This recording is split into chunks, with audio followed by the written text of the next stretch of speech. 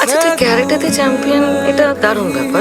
পড়াশোনা করিস না কেন? পড়াশোনা করতে আমার ভালো লাগে না। কাল থেকে সকালে তুই আমার বাড়ি চলে আসবি, আমি তোকে অঙ্ক করাবো। আমার স্টুডেন্ট হয়ে তুই অঙ্কে ফেল করবি, সেটা তো হতে পারে না। ক্যারাটে তো মারাত্মক শারীরিক পরিশ্রমের ব্যাপার। ঠিক মতো খাওয়া দাওয়া করিস? হ্যাঁ, করি তো। মানে প্রোটিন।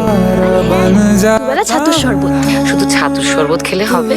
ডিম, মাংস এসব হ্যাঁ, গত মাসেই বাবা এনেছিল।